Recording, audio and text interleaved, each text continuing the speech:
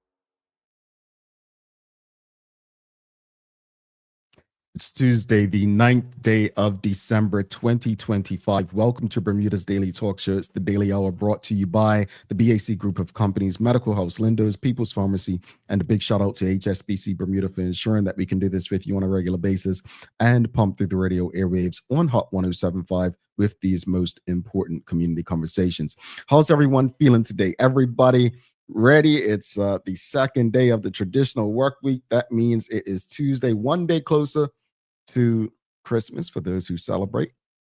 One day closer to Boxing Day for those who are ready to dance Gombeys through the streets of Bermuda.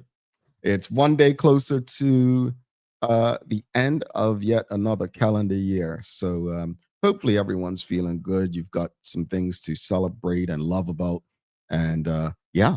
But Anika De Shields says, good morning, TDH fam. Good morning to you as well, Anika De Shields. Hope you are doing well. And greetings, everyone. And thanks for making us part of your daily routine. A good one today as we welcome Irwin Trott, a founder of the Warwick Gombeys troupe on.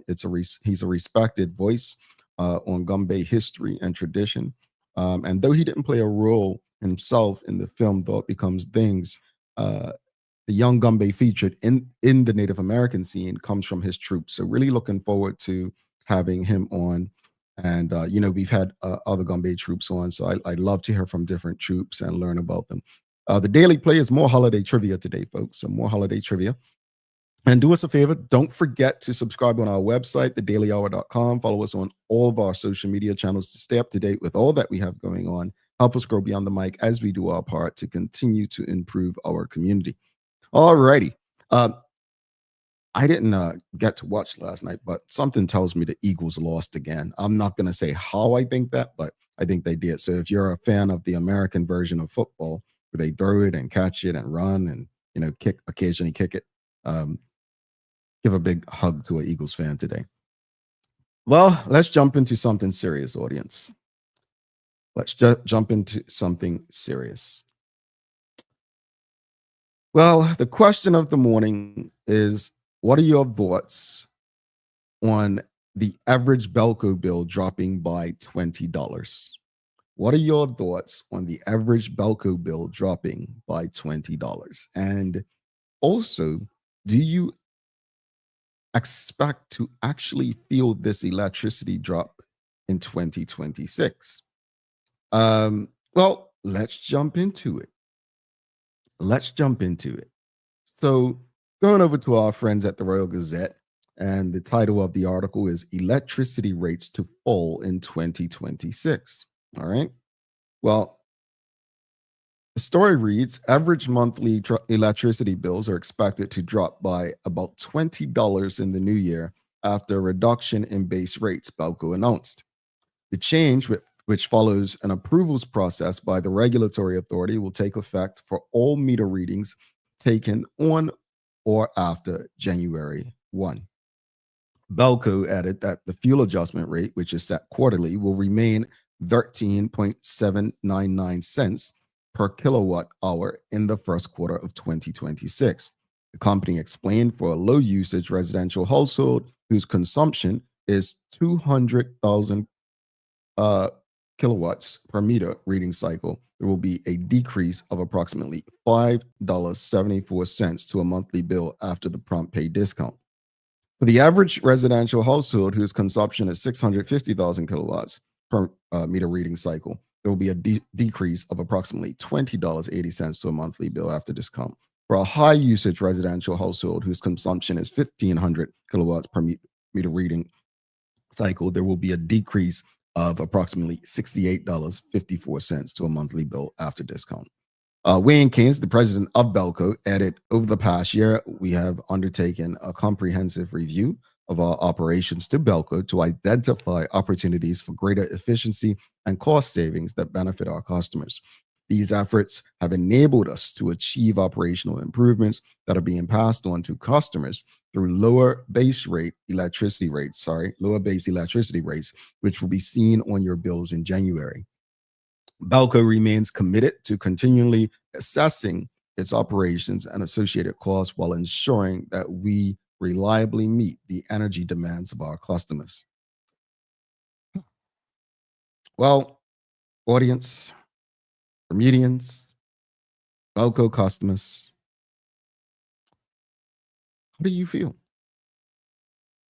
You know, I saw a comment on social media, and it said, $20. I can't even get a fish sandwich with $20. But I mean, is $20 a month savings real relief, or nice but not enough? For some households, that's groceries or bus money. For others, it doesn't touch the bigger cost of living squeeze, right?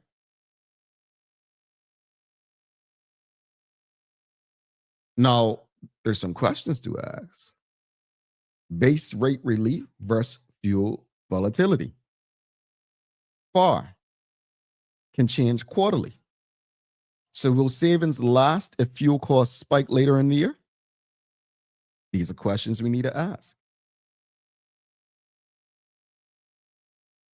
Regulation.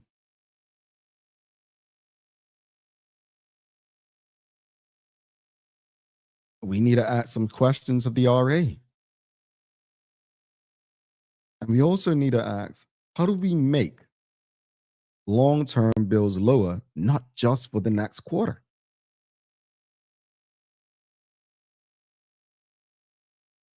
I don't know. I don't know how to feel about this, audience. But I'm a grumpy guy. I'm the grumpy guy, remember? So it could be just me. But how do you feel? What are your thoughts on the average Belco bill dropping by $20? And do you expect to actually feel this electricity rate drop in 2026? Well, we've got Suzanne Ingham says $20? That's not a drop. Get real. Well, I mean, some people, it might do something for them. You know, I don't know what costs $20 or less in Bermuda, but, you know. Jody Eve 9230 says, I wouldn't feel that drop whatsoever. That $20 to $30 won't even fill up my car. Yeah. Yeah. I think what my challenge with this audience, as I just read to you, is it sounds good right now. And I really want people to take this not as, and I'm saying this as a Belco customer and a fellow Bermudian. While it can be seen as relief to some and not relief to others, the thing that stands out to me is that while this rate has been lowered, you know, people always ask, well, the house never loses. Where are they going to make this up? And because the fuel adjustment rate, based on my understanding, can change quarterly, who's to say that's not going to rise to make up for the loss? You get what I'm saying? Does that make sense? Does that make sense, audience? So again, what are your thoughts? What are your thoughts on the average Belco bill dropping by $20? It's a private entity. And I don't believe in telling private entities what to do with their money. But Bermuda is also a small community.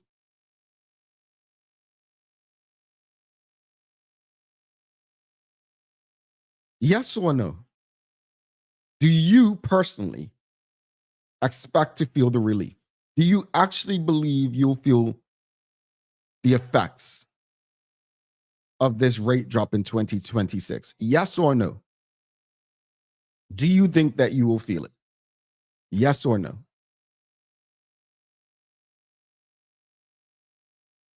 Anika the Shield says, aren't they reduced ingredient staff? Well, I think she means reducing staff. Well, the article did go on to say that the power company confirmed last month that voluntary separation packages were offered to staff as it sought to reduce operational costs. Right? Well, if I remember correctly from Maya's report, said that 19 people they were likely going to let go.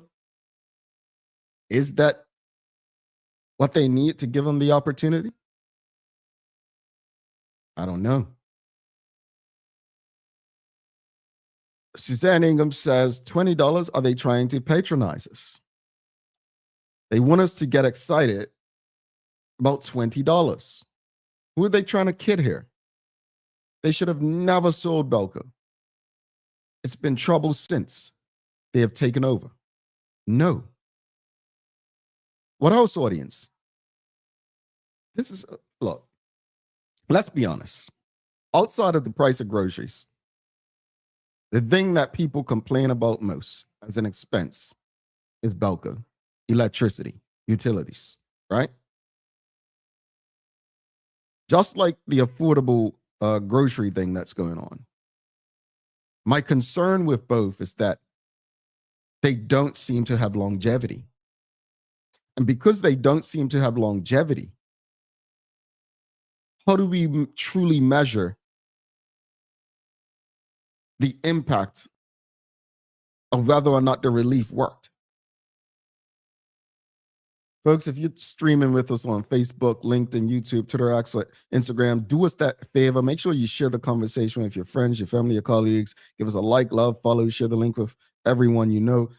These are important community conversations. They really are.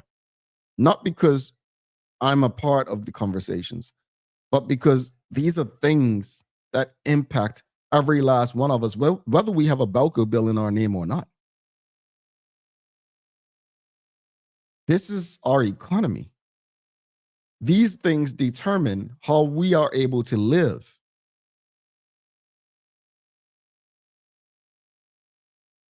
A friend of mine said to me, it won't get better with Belco because those who can afford to go fully solar will go.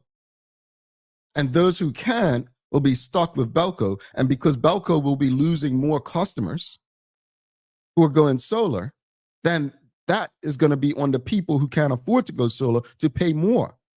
This is a scary situation for a country with a cost of living through the roof. And I'm not quite sure we understand how serious this is. Here I am complaining about $60 Belco bill. Not Belco, but utilities bill, electricity bill. But anyway, Michael Daniels says, my concern is that of late, I have not heard anything about what Bermuda is doing about the future of alternate power sources like wave and wind. I believe that this is where our future lies. I agree with you. That concerns me as well, Michael Daniels. That's very concerning. That we haven't, or those conversations are not at the forefront, it seems, to the point that we hear or we're discussing that more than the cost of Belco. And that's why I continue to say that these are community conversations, because we need to be having those conversations. We need the engineers, not just the government, in these conversations so that we know that there are other options to help give us relief. It's like the cost of living. We've had conversations for years on this show that one of the solutions to rising grocery costs is to grow our own food. Right? What are your thoughts, audience? What are your thoughts on the average Belco bill dropping about $20 in 2026? And do you, yes or no, do you expect to actually feel this electricity rate drop in 2026? Charles H. Jeffers II, he says, while I would prefer a drop than an increase, I wonder why they are just now finding cost savings, or are they just now passing it on to customers? How long before that decrease is swallowed up? You know, Charles, you sound like a man that understands how corporations work. There are so many questions. So many questions. But I'm not quite sure if we'll get the answers. Shell White says no. But I would like to know where the 600 million is or will be allocated, and if that will make a difference to the average family. Smith Sean says at $20 equals $240 annually. What is the average house monthly bill? This could potentially mean a month saving for some households. Forgive me, I don't live in Bermuda, so I don't know the cost. That's a good question, the average monthly bill. I'll have to ask that question, Sean. Thank you for that. Toledo Berry says, Bermuda should nationalize Belco and shipping, and our cost of living will decrease. So, Toledo, how would that work as Belco is a private customer? Private entity. Are you saying that the government should purchase Belco? Because I'm not quite sure we got the finances to purchase it as a government. Their shareholders, that company would want massive amounts of money. And then as the government, they would have to find ways to make that money back. So how would that work? I get what you're saying, but how would it work as far as, Bermuda nationalizing Belco? Dorian says, Belco never loses a customer. Before you can get an occupancy certificate for your dwelling, law states you must be connected to Belco. Laws can change. And I think that's part of what Michael Daniels was saying, Dorian. It's like we're not having conversations about future alternate power sources, right? Laws can change. That's probably the key issue here. That laws, we need to relook at some laws and figure out some options that will give Bermudians some relief. Suzanne Ingham says, what can you buy for $20? Bubblegum? I remember when $20 in this day and age, I remember when bubblegum was a penny. Now you're going to have me looking at the price of bubblegum, Suzanne. Man, you are going to have me looking at the price of bubblegum. Charles H. Jeffers II, he says, the government should have purchased Belco when it was for sale.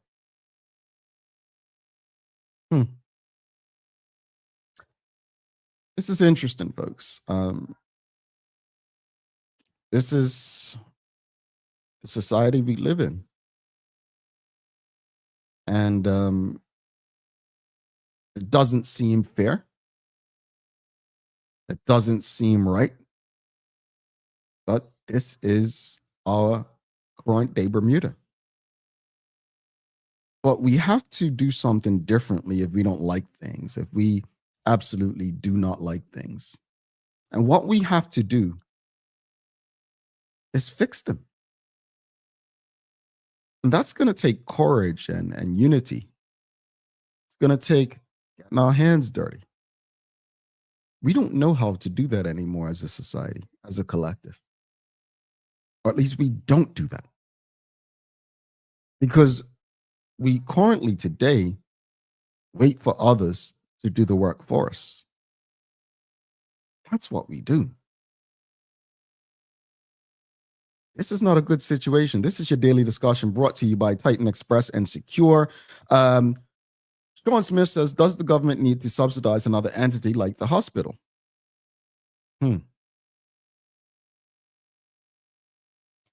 I'd like to know what the fine print says between government and Belco, where, I mean, you have companies offering solar and,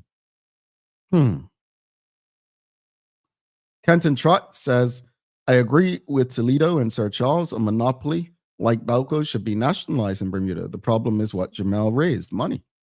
Yeah, I don't necessarily, I mean, I understand what both are suggesting, but how does that work? How does it work? How do we make that work?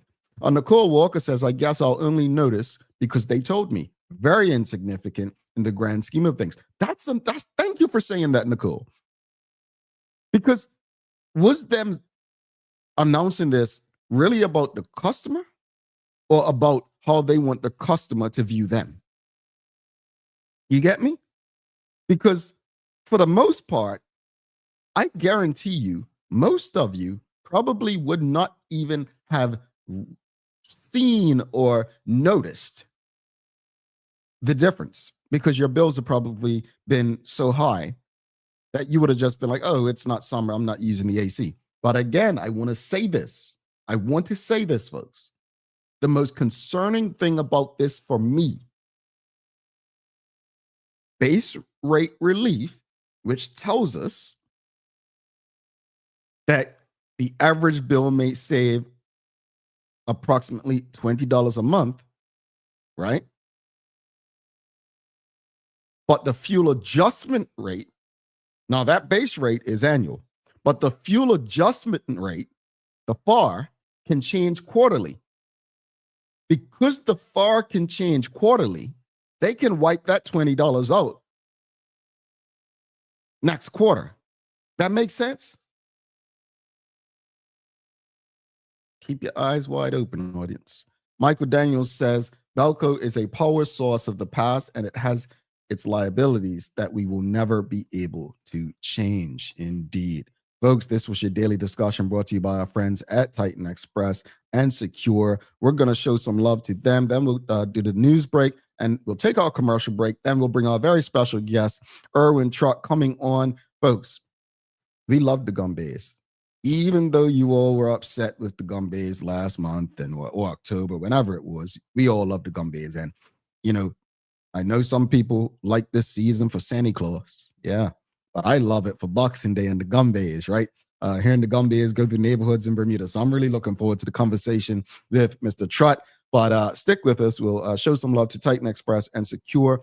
Really want to thank them for riding with us this year. This is the first year.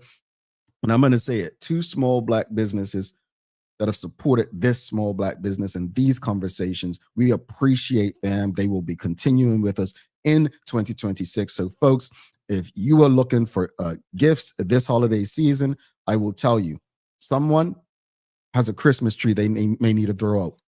Call Secure. There are people who lack education. They can appreciate a tour, but also you're having a party or need somewhere to go. Titan also gives tours.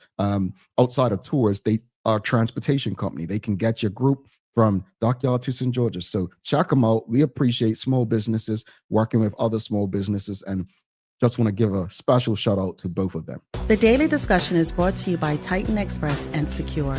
Visit TitanEXBDA.com, your leading tour and transport provider specializing in Black history tours throughout the island. And SecureBDA.com for all your property management, waste management, residential, and commercial trucking needs. Professional, punctual, and reliable service is our commitment to you. All righty, let's get over to the news break. And don't forget, commercial break after that. Then we'll bring in Irwin Trott. This is your Daily Hour news break brought to you by our friends at Peoples. All of Bermuda Trivia products are available at Peoples, including Shoe Bite Bermuda the coloring book, and crossword.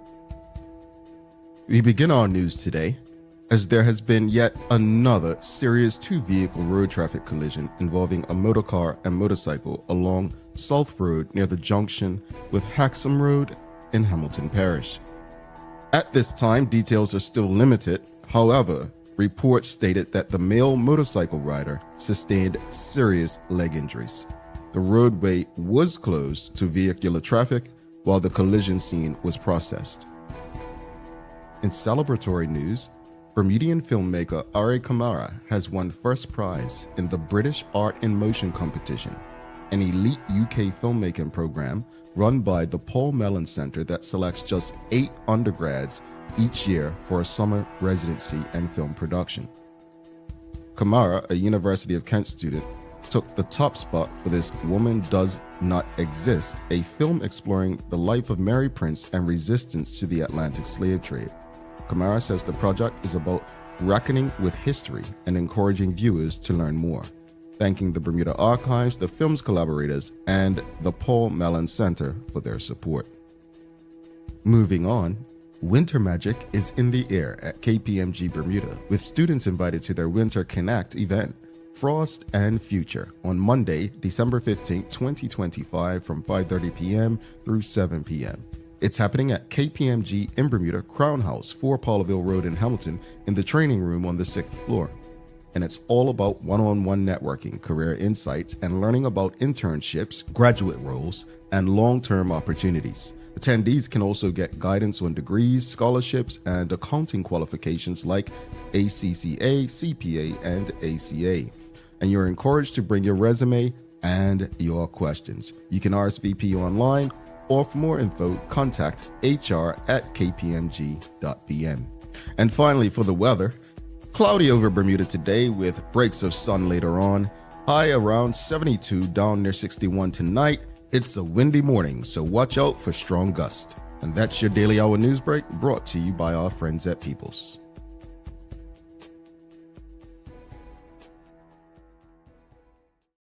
Alrighty, folks. Days of the year. It is National Pastry Day. Yeah, pastry. So that brings me to asking you, what is your favorite pastry? What's your favorite pastry? Pastry is like a Danish a pastry? Like that would be considered a pastry, right? What? Okay, I got a question. So I was reading something and I was like, why are pastries in the United States considered like breakfast, but pastries in some other places are considered dessert? I know that has nothing to do with pastry day, but it just came to mind. But anyway, that said, what's your favorite pastry? If Danish is considered a pastry, I'm gonna go with a Danish. Or what's those things, the French things? They're on an angle. You know what I'm talking about. You know those things, audience. They like you don't even have to put anything in them, but some people like put cheese in between them. They're like on an angle. They're pastries. Help me out. You all are no help this one. Let me Google because you all are no help. But favorite pastry. Let us know your favorite pastry while I look up. Let me Google French pastry because you all let me down. Brother's got a Google Live one or French pastry. Okay, what are French pastries? Croissant. Yeah, I think I'm pronouncing it right. Croissants. That's what I told. Thank you, Traveling Trotty. I didn't see you put it there, but croissant. That's the one. You all know my brain don't function like you lots. Croissant. Yeah, now you're coming through. Now you want to help me. Thank you, Tanya Cheeseman and Manuela John. Croissant. Yes. Those things are pretty tasty. Yeah, they're pretty tasty. But what's your favorite pastry? What's your favorite pastry? Nicole Walker says apple pies, apanandas, Jamaican patties. You know what? I didn't even think of them as pastries, but yes, a patty is a pastry. Yeah. Danish, says Suzanne Ingham. Okay, she's a Danish person. We've got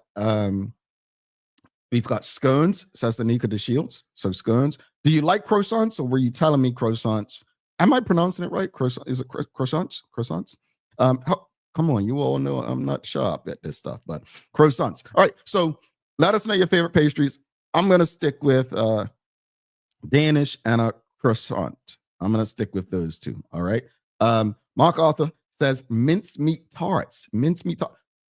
What's a mincemeat tart? That sounds like something my nana used to have, like mince tarts. I want to say my nana used to have those all the time. And they come in like a little circular thing, like a small little pie looking thing, right? Yeah, I think I know what you're talking about. Anika the Shield says you didn't pronounce it correctly. Use a French accent. Croissant. Is that French? I don't know. Man, I didn't grow up around. I spent time in South Florida, so give me Spanish any day. Trinette Bell's favorite pastry, croissant and apple pie. Okay. All right, audience, we're going to take a break because we don't want to have our very special guest waiting any longer. But in the meantime, let's get some people tuned in this morning. So make sure you share the link with your friends, your family, your colleagues. That costs you nothing. Give us a like, love, follow, share. We're going to take a quick break. We'll be back with Irwin Trott, founder of Warwick Gombeys, after this break. Stick with us. People's ACW, located at King Edward VII Memorial Hospital, carries over-the-counter medicines, toys, cards, and even toiletries. Our knowledgeable staff are there whether you're at emergency, visiting family, or a member of BHB staff, to show you our best even when you're feeling your worst. People's ACW, we're here for you.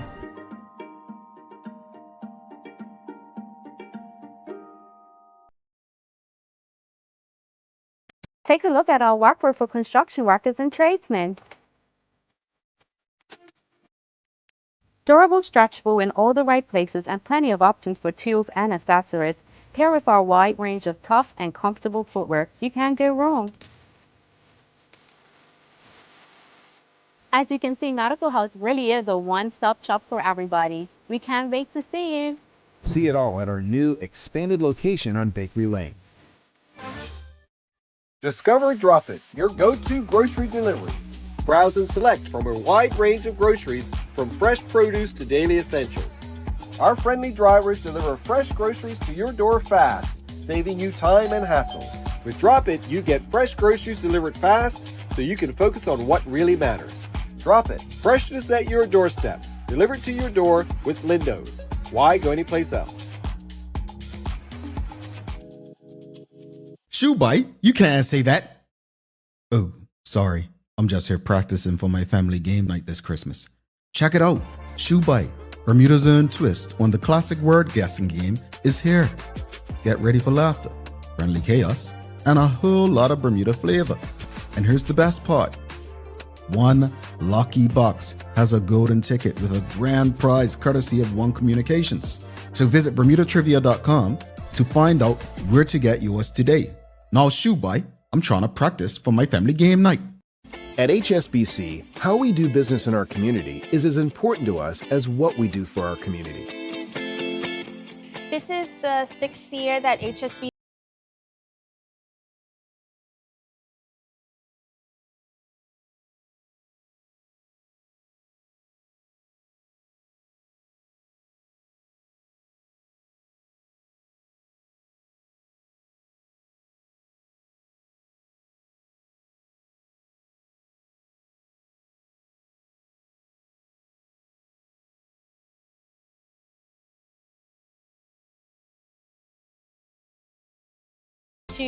So this program provides them with really kind of the groundwork to get those careers and those life journeys started.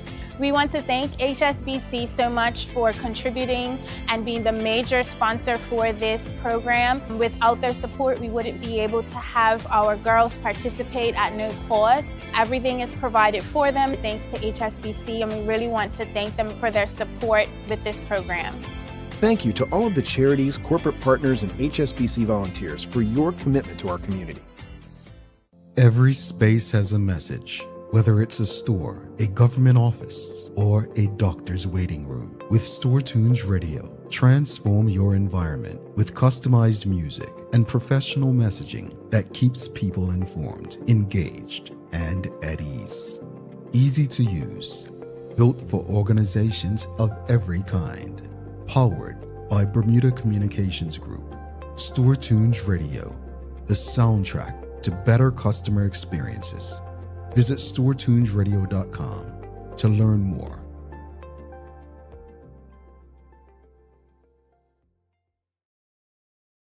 Alrighty, welcome back to the big show. Jamal Hartman here. It's the Daily Hour brought to you by the BAC Group of Companies, Medical Wells, Lindos, People's Pharmacy, and a big shout out to HSBC Bermuda for ensuring that we can have these conversations with you on a regular basis and pump through the radio airwaves on Hot 107.5 with these most important community conversations. Folks, please do not forget, if you have not already, or even if you have and may not remember, do not forget to subscribe on our website. Follow us on all of our social media channels to stay up to date with all that we have going on. Help us grow beyond the mic as we do our part to continue to improve our community. All right, without further ado, I'm not going to try. I know you all been trying in the comments to help me pronounce croissant, but I'm going to leave it alone because we have a very special guest coming on. Let's give a warm TDH welcome. Maybe he can help me pronounce it. Please give a warm welcome to founder of Warwick Gombeys, Mr. Irwin Trott. So Jamal, and to your listening audience, the other way. I hope everyone's having a wonderful morning. This is so exciting to me. Can you turn? We I love it though. I love it. This is fine. Yes, perfect.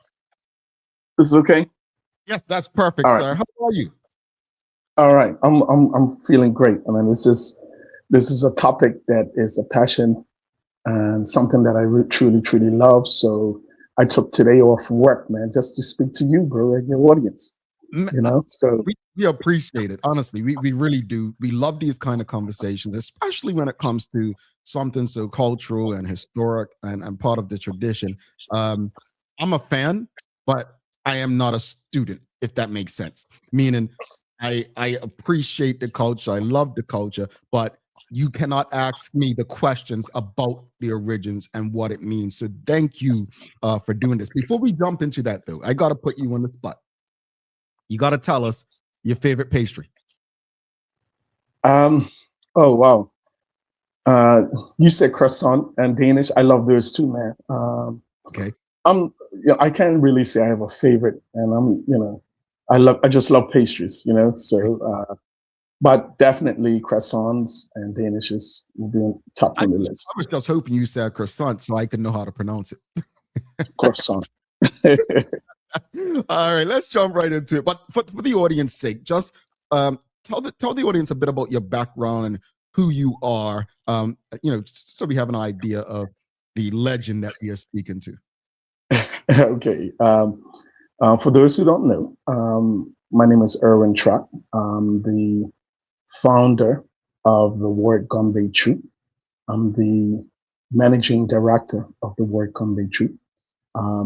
In fact, our group was formed in 1996. So next year we are approaching our 30-year anniversary. So that's going to be a very, very exciting year for us. And we have a few things up our sleeve that will cause a little buzz, if you will, in Gombey community for the Gombey enthusiasts. But nevertheless, I've been involved in the culture since the age of 6. My very first introduction to the Gombey culture was with a troupe called Pickle Spence Carnival Gombeys. Those who follow Gombeys, history of Gombeys would know who I'm referring to and what group I'm talking about. And then from there, my whole entire family, on my mom's side specifically, are just Gombey fanatics. I mean, all of my cousins, most of the males involved in the Gombeys, the females were involved either in making the regalias. And I do say the word regalias. I know some Bermudians out there use the word costumes or suits, Gombey suits. But I use the word regalia. I teach my members, my organization, kids that come into our program, we use the word regalia. And it's a lot of significance for that. Maybe we could touch on that a bit. It's regarding to our Native American influence in our particular troupe. I'm also, I was just going to say, I wear multiple hats. Not only am I a cultural bearer for Gombeys, but because of my Native American ancestry. I am also the vice chair of the Salavis Native community. So we host powwows every other year here in Bermuda, and the Warwick Gombeys is interconnected, and not just from my ancestry, but from a cultural perspective. For many, many, many years, the Gombey culture, from a historical perspective, has really been focused on the historical connections from West Africa. And even early writings, such as the book that Mrs. Louise Jackson wrote, it talked a bit about Native American history. It didn't give enough information to give its credence to its influence on the Gombey culture in Bermuda. So with my native connection with the eastern tribes, such as the Pequots and the Wampanoags, I have made a concerted effort to not only display the Native American influence in our particular troupe, but give a better context or history and why it's related, and give its just due, so to speak. Yeah, I didn't learn that until a couple of years ago. We had the leader of another troupe on who spoke about each tribe is connected differently to historical roots, and I never knew.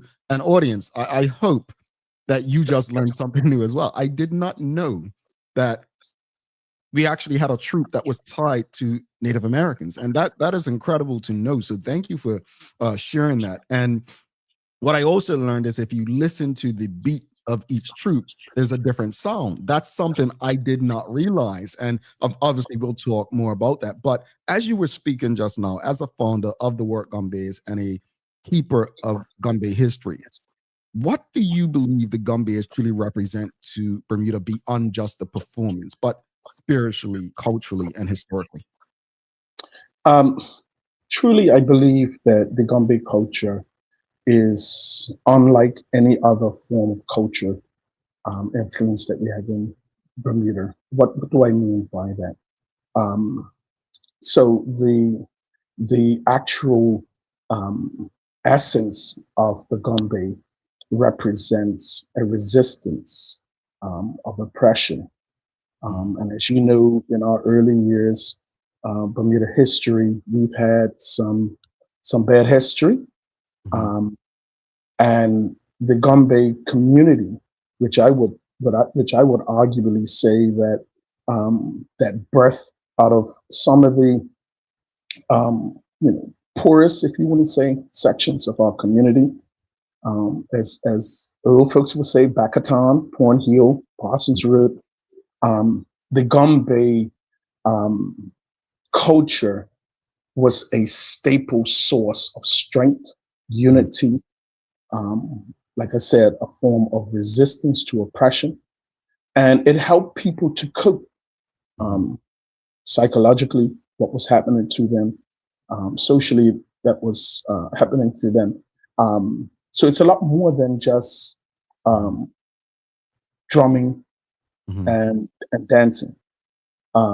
It's deep rooted in our psyche, and that's and we can definitely say it's a result of the experience of the slave trade and what happened to our ancestries from West Africa, and even the natives, because we have to understand full context of history that affected this island. We do have Native American slaves that were sent here, that was put under the same oppression as our West African ancestors. So, but it's definitely it's something that I would say is entrenched in our DNA.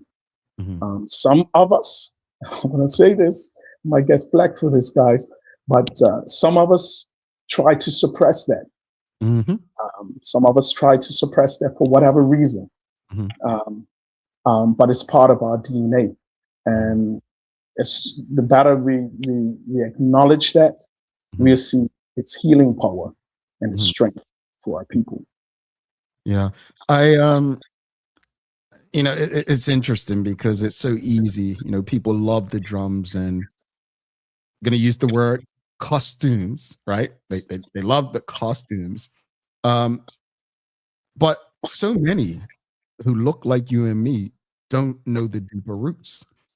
When you teach the tradition and some of the things you've spoken about already, what origins and meanings do you make sure your young Gombeys understand? Yeah, it's a very, very good question. Okay, I'm going to break it up into two sections. So let's talk about the dances. When the young kids come in to our organizations, sometimes they come in very young, from sometimes the age of 3 to 4 years old, not even starting primary school. And at that early stage, it's about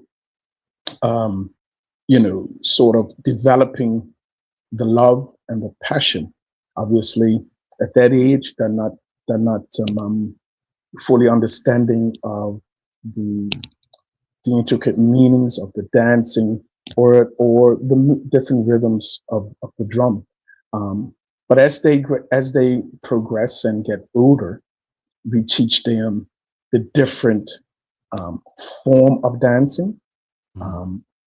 There are over the years there have been like 3 forms of dancing that have been given names. There are other steps that have evolved over the decades that have helped to complement the 3 basic form of dance, and that is, the first one would be fast dance, or sometimes it's called freedom dance. Easy to identify. It's the fastest form of dance out of the 3. And then we have the second main dance is called Jonkanu, and that name was, out of the 3, that name was identified and given to honor a African warrior that fought against a lot of the Europeans and won. Okay, and then there's the third dance, which we call masquerade. That's the slowest out of the 3 forms, and it's just as it suggests. You're portraying or doing a dance that is mimicking something that you're not. For example, you can do maybe mimicking a chicken dance or some other form of dance. But those are the 3 basic forms of dance. And then there are other dances that have been created over time. Jonkanu. But these dances have been added to complement those 3 basic dances. Now, if we look at the rhythms, as you mentioned earlier, each group has its unique sound. For an untrained ear, it would all sound the same. Right. Okay. So each group has its influence by some sort of cultural aspect, or it might be influenced by a previous cultural bearer, one of our ancestors who have moved on. And then sometimes the music is influenced by modern things that we're currently experiencing in our society.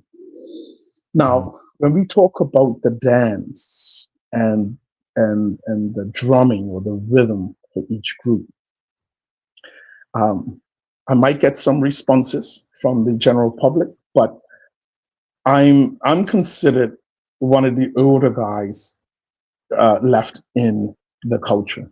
I'm only 59, so I don't know why they're calling me old or pops. So I try to instill the foundation of my organization on tradition. Now, there is a lot of discussion about what is true tradition to the dance and the music. And I always say there is a very thin line between holding to tradition and being creative. Now, my philosophy in my group, and I teach my kids and the adults, is that if I'm going to be creative to the point where the presentation or the sound does not sound like Gombeys anymore, then I think I've gone too far. Okay. And as you know, as society evolves, different things evolve. And I'm not gonna, each group has their own creativity, so I'm not gonna knock them. I'm just gonna speak on behalf of my organization. We try to stick to traditional dance, how the dance steps are supposed to be performed, and also how the music is supposed to sound. And I'll let the other groups be as creative as they wish, and we'll let the general public decide which presentation they prefer to hear. Makes sense to me. And thank you for that. And for those who are tuned in on the radio, we're talking to Irwin Trott, founder of Warwick Gombeys. Learning a lot this morning. Audience, I will get to your questions and comments. Quite a few coming through. I'll get to them in a few. Just want to touch on, even though you yourself are not in Thoughts Become Things, the film, a young Gombey from your troupe appears in the Native American scene.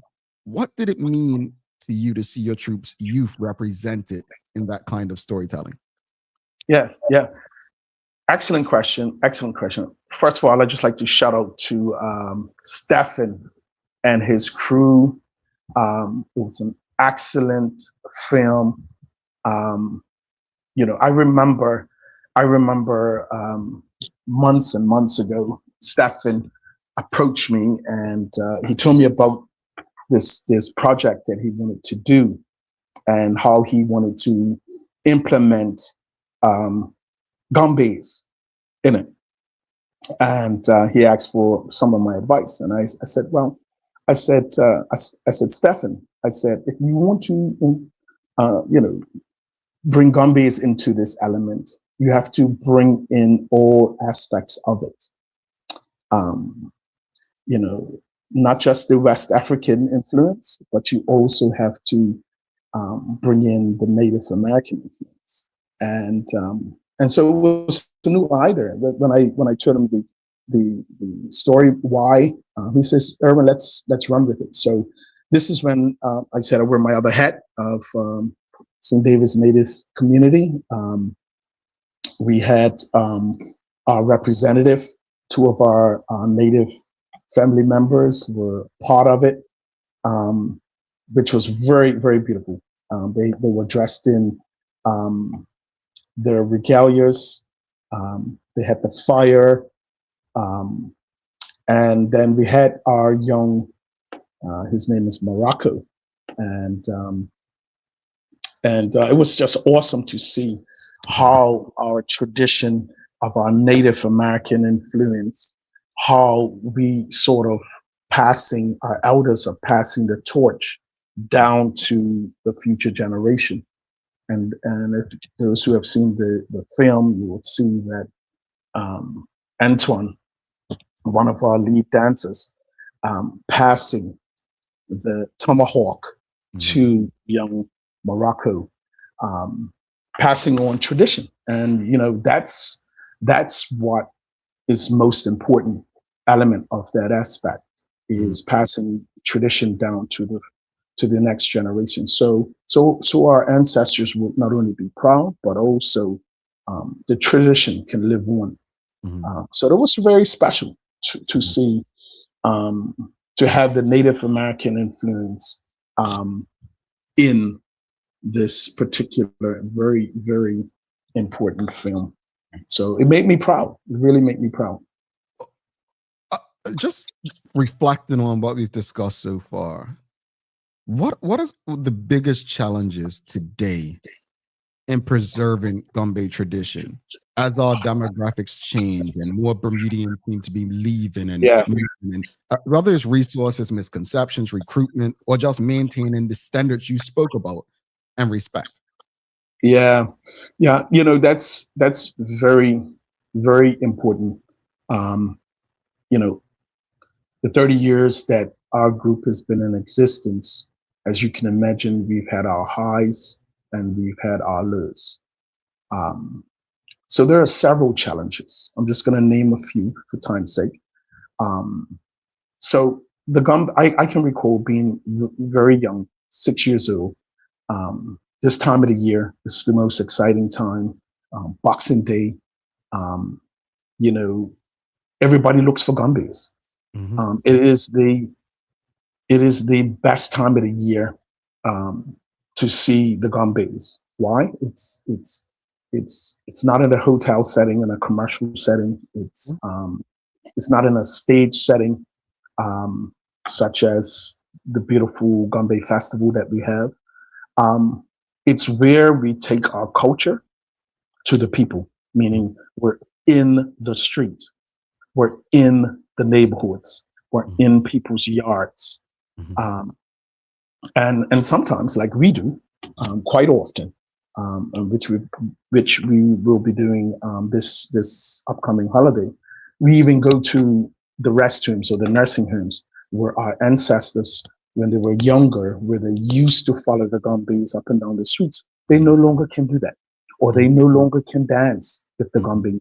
So we go to them and we bring cheer to them as they reflect on their days when they were younger following the Gombeys. So one of the challenges I would say is that there is a lot of other activities that kids are involved in. Boxing Day, you have scrambling, you have other events and all that. So sometimes you might not, in the early mornings of the day on Boxing Day, you might not have the biggest crowds like you used to years ago, because some people go to the scrambling events or some go to the football events. And then after those activities are done, then they go and travel the streets looking for the Gombeys. So it's other activities that are going on that are competing along with our culture and maintaining in sort of attracting young kids. What else? I would say some of the other challenges would be more financial. It costs a lot of money to make regalias, to maintain regalias, to purchase or maintain the drums, the sticks, you name it, all the elements that come together to make a Gombey troupe. It costs money. And I just wanted, I had to say this, but I just want to give a plug into the Department of Culture first. We really, really appreciate all the efforts that you've done down through the decades to not only help maintain, but to promote and financially support our organizations so that our culture can thrive in the present and as well as for the next generation. But there are several challenges. But once again, the culture is so entrenched in our DNA that I have full confidence that we will have this culture on our island for generations to come, way after I'm gone. Speaking of generations to come, let's get to the audience. And audience, I'll get to as many questions and comments as possible. Shamari Sky says, is there room for younger generations to expand on Gombey culture? Most definitely. It has expanded up until this point. So I think there is more room to expand. What I would say as an elder, an experienced elder in the culture, I believe what I would like to say is that the young, inspiring dancers and upcoming drummers get involved in a good organization, a good troupe that has a solid foundation, i.e., that has the mechanisms all well greased and running really great, and that has a vision for the future. And if they get involved in an organization like this, definitely there is an element of of creativity. For example, I'll give you a case in point. We have, I have a young gentleman by the name of Kanai Place, who his father was a captain. Now he's at 21 years old, is the lead captain for Warwick Gombeys, and we've guided him in that position from a young dancer at the age, I believe, at 3 or 4 years old, and he's moved up the ranks over the years to become senior captain, and I've allowed him to sort of be as creative as he can within the boundaries of tradition. And I must say, I am extremely, extremely proud of this young man. So there is definitely room. All right, let's go. We've got Michael Daniels. He says, a rite of passage is expressed differently in various cultures. Is the Gombey an expression of the discipline? Definitely. Gombeys are very disciplined from the core. And let me just say, at least with my organization, discipline in terms of commitment in regards to dancing and learning how to drum. But you also got to remember, this culture is not just about, developing the best dancers or the best drummers. We're taking young boys and we are mentoring them through culture to be young adults and adults of their households, of their communities, and so we're building the whole mind and body and spirit situation with our kids when it relates to the Gombey culture. So we're teaching them discipline in school, discipline on the job, discipline at home, discipline in the classroom. There are rules. Very similar rules in raising kids in a household. So yeah, definitely a lot of discipline is expressed in our culture. I shared on this show a number of times. I'm going to share some other things I've never shared, but I shared that when I worked in Bermuda tourism, many of the hotels have salespeople who are not Bermudian, never lived in Bermuda. So their appreciation for the culture is very different. And we had this event where the Gombeys came and, pretty much one of the hoteliers made a derogatory remark like, oh, it's crap. Not used actual words that I can't see on the show. It's not over yet. And don't have an appreciation for them, but they're always to bring it local. I remember a teacher when I was in primary school actually saying, you never see any white Gombeys or white majorettes. Our children, we have to refocus them. When you hear stuff like that, not just from people not within our community, but from educators, and I'm pretty sure times have changed, so I highly doubt an educator, or I hope an educator, a Black educator, wouldn't feel that way today, a man. But when you hear stuff like that, and you have the understanding, and as you, an educator of this culture, how does it make you feel when you have people who feel such about this culture? Yeah. So to be honest, Jamal, that's been a hot topic for decades. Okay, been a hot topic for decades. I grew up in an era with the understanding that this Gombey culture, it was only meant to be a part of or practiced by a certain ethnic group in a community. So I grew up with that. Yeah. As I grew as a person, as I grew in the culture, as I grew, with my own group, and also through research, with the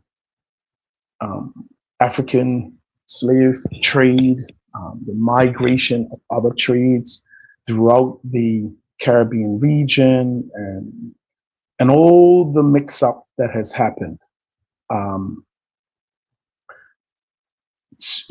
Things have changed. Let's put it that way. Today, you do see in some groups, you do see white little boys who are Gombeys, Asian kids who are Gombeys. You know what I mean? So things have changed over time. I like to share a comical story that happened. It's a true story. In fact, it came to light just this weekend when I saw a family member. So many years ago, in our early years of formation of the group, I received a phone call. So it wasn't a video call, it was a phone call. And there was a lady on the other end of the phone, and she had a very strong English accent, very strong. And she proceeded by asking, is this the Warwick Gombeys troupe? I live in the Warwick community, and I have a son who is very interested in joining the Gombeys. The kid was about 5 years old. He attended Purvis Primary School. Now, from the audio that I heard on the phone, it sounded, from the accent, it sounded like a white English person.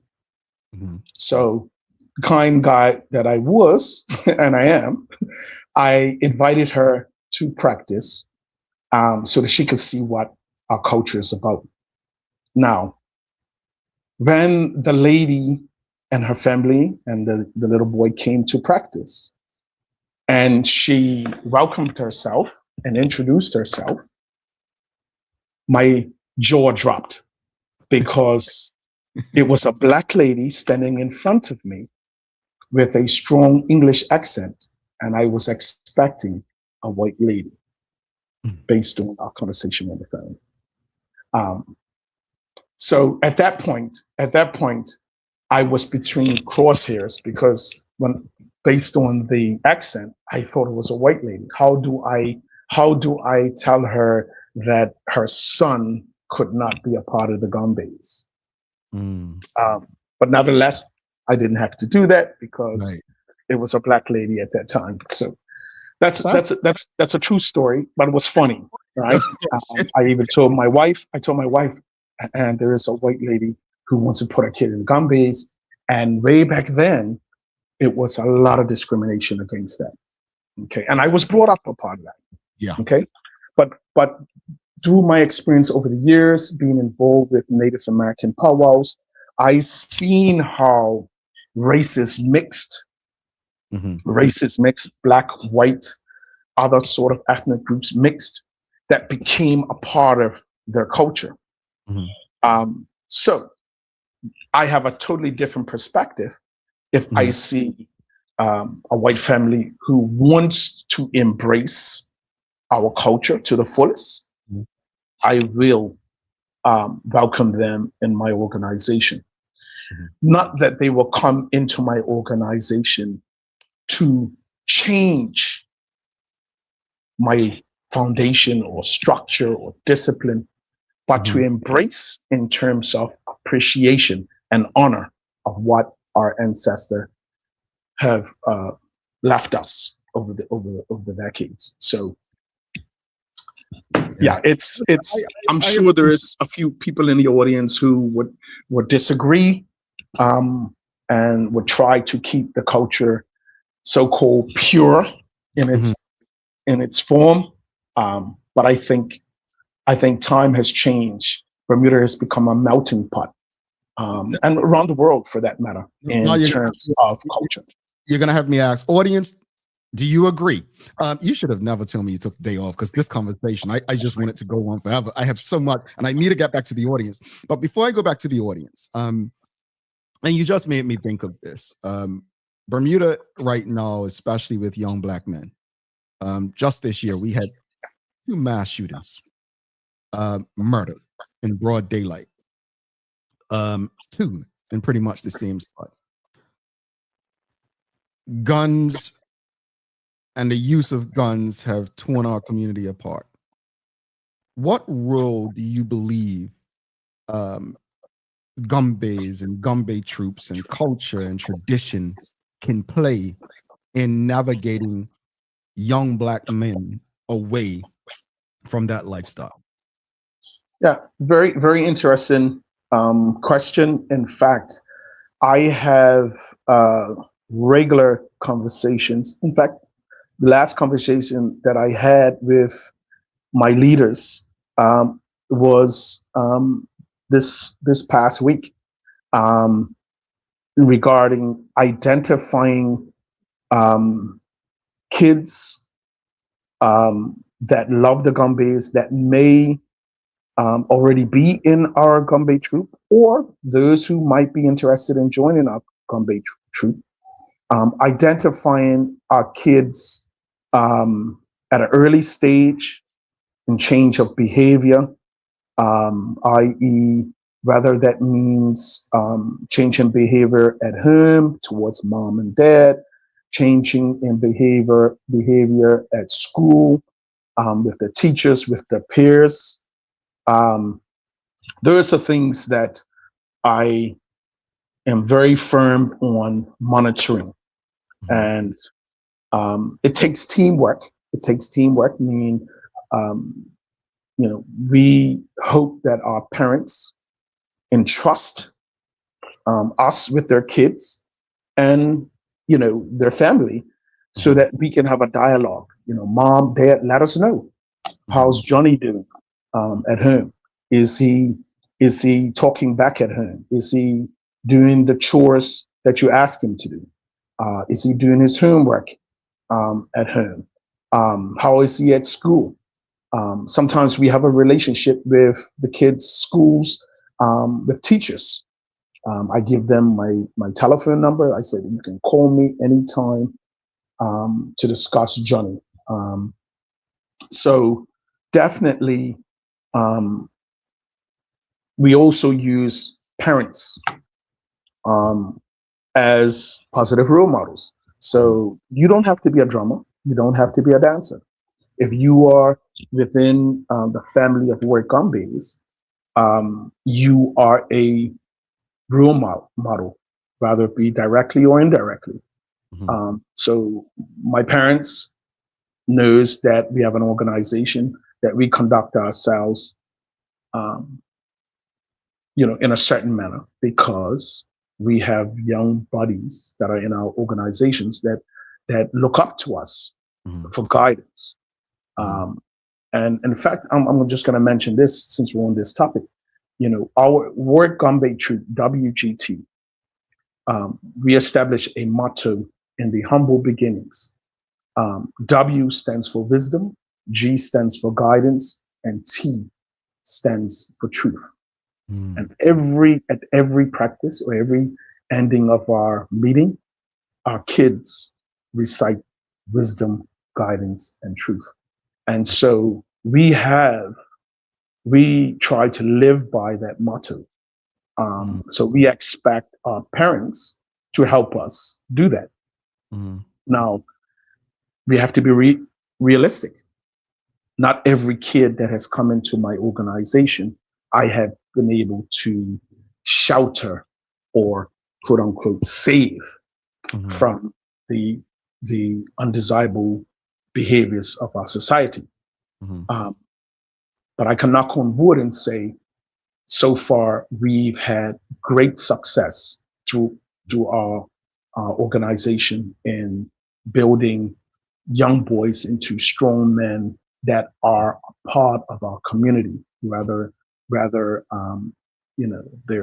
university graduates doing well in their professions, or they are tradesmen who are self-employed businessmen, whether they are part of other charitable organizations. But that's the goal, to raise these young men not only to do dance and music, but making them to be productive members of our society, of our community, not be the undesirables of our community. So it is definitely staple requirement of our organization to have those standards, and those standards are never compromised. Never. Got a couple comments I'll read, then I'll go to some questions. Dr. Smith says, enough time for Irvin. Top drummer, would walk miles to hear him hit that rim. Now a fantastic leader for a generation of young Black men who need it. We've got Dorian who says, Mr. Trott, I have a lot of respect for you and your family.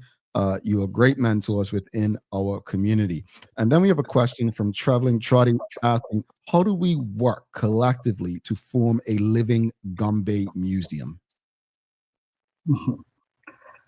All right. Yeah, I mean, trust me, that is an excellent question. Let's just say from the beginning, I want to thank the Bermuda community, Gombey community at large, who has supported me and my organization from the humble beginnings on the journey that we are on so far. Many years ago, I had a dream to have a Gombey museum. That dream has not materialized yet. It's in the plans, but sometimes these dreams take years to bear its fruit. One of the things that I'm currently involved in at the moment, and hopefully it will be a positive add to our history of the Bermuda Gombeys. I'm currently in the process of writing a Gombey book, and I'm just one of 3 authors to this book. I have two university professors in Connecticut who are co-authors with myself. One of the authors is Stan Scott. He has a PhD in ethnomusicology, and his wife Dora Hastings, who also has a PhD in ethnomusicology, and they've been coming to Bermuda year-in for the last, I would say, 5 years about now, and we've been doing interviews and all the stuff and research to gather this information that I think is so important, because the early writings about Gombeys, I truly believe, I think it was valuable at the time, but I think it was a very surface informational material. We're trying to go deeper into the cultural and historical context of the Bermuda Gombey culture, and also we have to understand that Gombeys have been around in Bermuda for over 200 years, and a lot of the stuff that we sort of tagged on to the Bermuda Gombey culture, we need to find out if it has any historical context to it, or whether or not these are things that people have created that doesn't have any historical evidence, right? So my book is going to try and answer a lot of difficult questions, about the Gombey history, i.e., are some of the things that we are doing today, do they have historical relevance,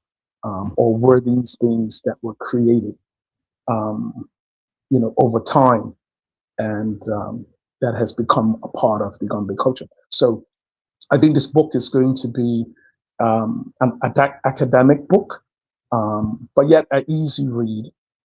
It's going to be distributed not only in Bermuda, but throughout the Caribbean island, and parts of Europe as well. So hopefully Bermuda will get a bit more spotlight in regards to our precious treasure that we hold so dear here in Bermuda. So so in terms of what do I think in terms of content, the value of our history, definitely some good things going to be coming, hopefully, in the near future. We were trying to have a published date by next May for Bermuda Day, but because of some unforeseen things has come up in our busy schedule, we're going to try and see if we can have it produced by next November. Okay, perfect. Things take time like that. Charles Yes. is back and he's asking, are there any ceremonies held the first time a Gombey puts on their uniform or a drummer plays? Yeah. So so sometimes more so the regalia. There are different elements on the regalia that have been incorporated for special occasions, for special ceremonies. There are specific dances that are performed for specific ceremonies, or rhythms that accompany those dance steps for specific ceremonies. But we have to understand that nowadays, in modern Bermuda, the Gombey tradition and performance has been used so widely for all occasions. You have them for wedding ceremonies, you have them for funerals, you have them for rite of passage from young men, rite of passage from boyhood to manhood. There are just so many usage of our performances today. One may even ask whether or not is the Gombey culture become more of a form of entertainment as opposed to significant ceremonial performances. But that's another topic for today. We could be here for days talking about our culture. Indeed. Before you go, final question from myself. For parents who are tuned in right now. I'm sorry, I didn't quite hear that. For parents who are tuned in right now, what would you say is the value of a young person joining a troupe? Like, what does the Gombey experience teach them that goes beyond the dance and drumming and performance and the regalia? That's awesome. That's an awesome question. And one of our philosophies in my particular organization, and I must say we've been blessed over the last 3 decades, other than just teaching the young boys dancing and drumming. We want them to realize that the culture is a lot more to it than that. For example, Warwick Gombeys has had a decree to travel overseas so that our young boys get a cultural exchange. We've been traveling since 1996. I've lost count, to be honest, on how many international trips that we've had, but I would say it's in excess of 20 international trips, leaving our shores and traveling from South America to the Caribbean, North America. We've done workshops at colleges. For example, last April, I took a contingent of 4 members to Trinity College in Connecticut, and we did a 3-day college workshop in which we taught the history, we taught the dancing, and we did a little collaboration with their African studies department. So it's about taking this culture that they have learned and that they have been taught, and take it outside Bermuda shores and show the rest of the world our beautiful culture. Yeah. And you'd be surprised the positive response that we get, i.e., people from different ethnic groups that may have either West African, Native American,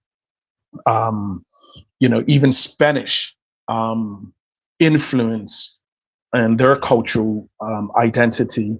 They look at our Gombeys and they see something that resembles what they have in their homeland. You got to remember the slave trade pretty much took, even though it had its bad contacts of slavery, but what it also did, it took this culture and took it to the entire world, all over Europe, all over central and southern parts of Americas. So when we go there and we do performance in various countries, people can identify something about, whether it's the regalia, whether it's the dancing, whether it's the rhythms that are being played. So definitely, we want to take the kids, teach them the art, but we want them to want to go and expand on that and share it outside Bermuda. So that's one of our main mottos. We try to travel at least every other year, and we've up until now we've been blessed to do that. One of our biggest goals that I'm trying to work on is to be able to take Warwick Gombeys to the African continent and share in the cultural exchange. Before you head out, let the audience know if someone wanted to reach out, maybe have you come speak to a school, maybe had a child they want to get involved. How can they get in touch with you or your troupe? Oh yeah, so if anybody wants to either join or see what our organization is all about, they can reach us on Tuesdays and Thursdays at Purvis Primary School, which is up there on Cedar Hill. We have rehearsals from 7 to 8 on Tuesdays and Thursdays. I can be reached through social media. We have a Warwick Gombeys Facebook page. We also have a Warwick Gombeys Instagram account.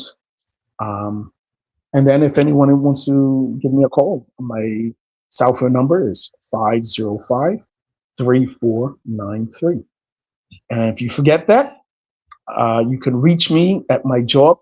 I'm one of the accountants at SAL in Devonshire in the administrative office on the 3rd floor. So, and if you forget that, I'm also the vice chair for the St. David's Native community. Irwin Trott, this has been a pleasure. Thank you so much for taking the time to engage with us this morning. Please, I hope this isn't the last time because we have so many more things to discuss. But we've got to run. But thank you so much. I wish you and your troupe a wonderful holiday season. I hopefully will be seeing you on the streets.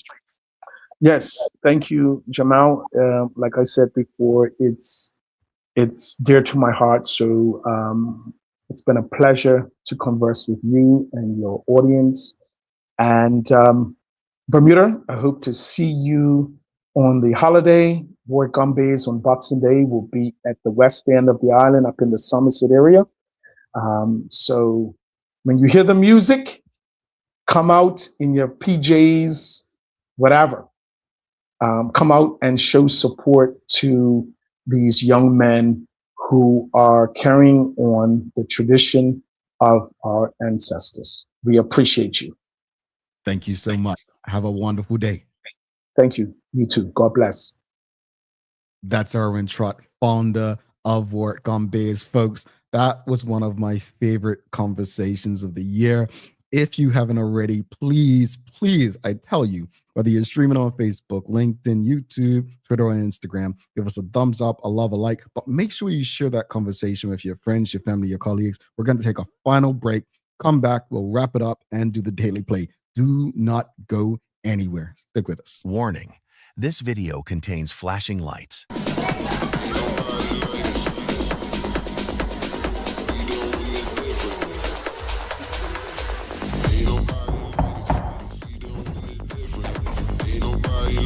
Oh yeah, just getting her? We've been doing this all along.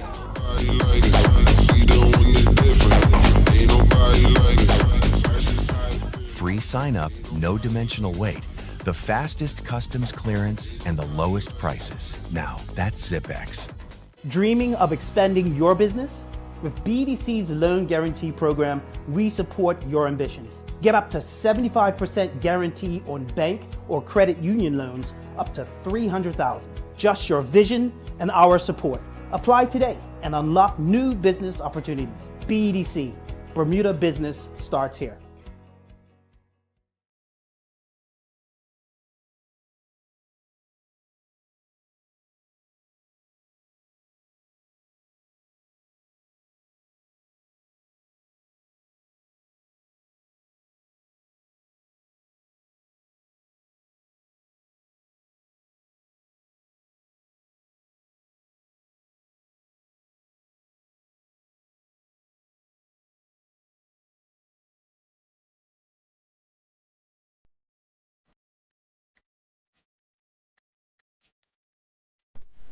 For over 70 years, Bermuda Pest Control has been protecting homes and businesses island-wide.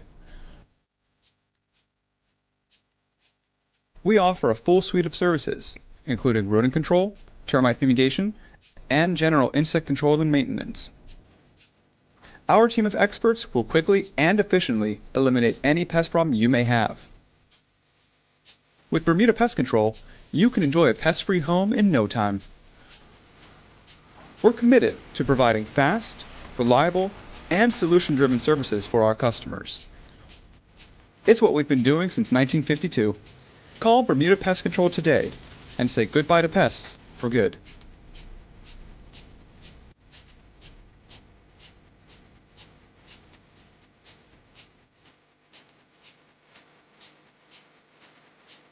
Looking for the best care for your pets? Novazok Feed and Supply has everything you need, from top quality foods to toys and supplies. We've got it all. Join our frequent buyer program and earn rewards every time you shop. Plus, we've been awarded the Clever Customer Initiative program for helping you save more. And don't forget, we open an hour early on Saturdays so you can get a head start on your pet care. Visit us today or shop online for easy pickup or delivery. Your pets will thank you.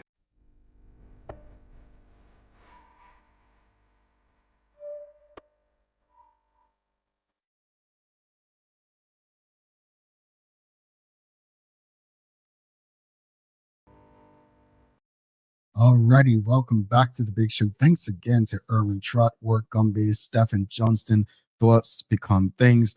You all are awesome. Appreciate these conversations that we continue to have with you. And audience, again, if you haven't already, wherever you're streaming, make sure you give us a like, love, follow, share the link with your friends, your family, your colleagues.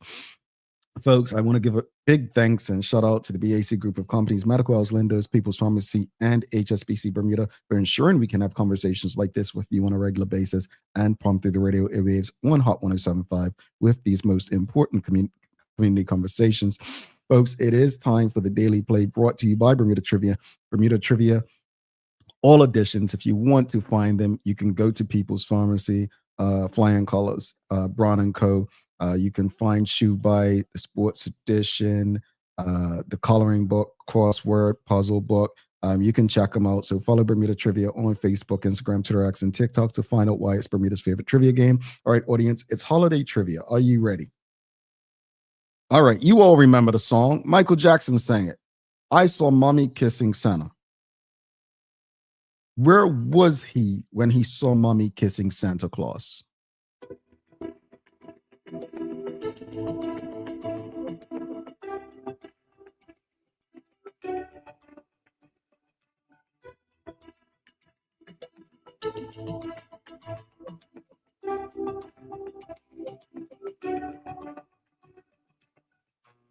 All right. No one knows where.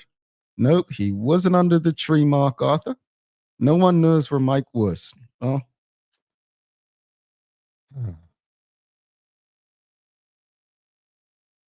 Hold on. Where was Mike?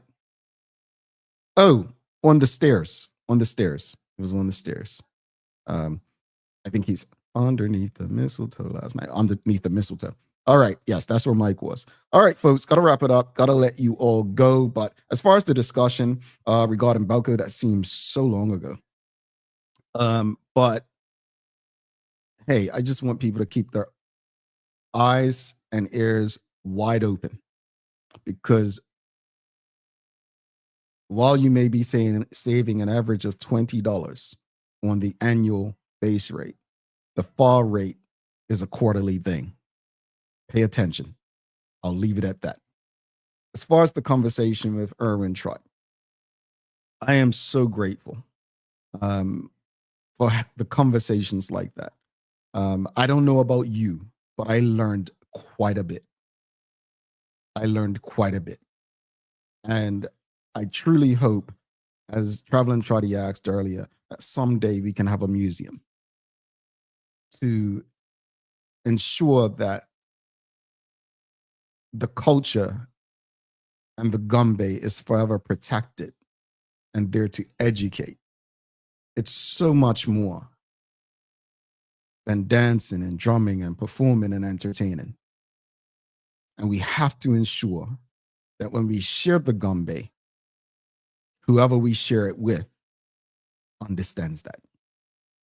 All right, here's some daily inspiration. Here's another one from my upcoming book. And I hope you will really take this in.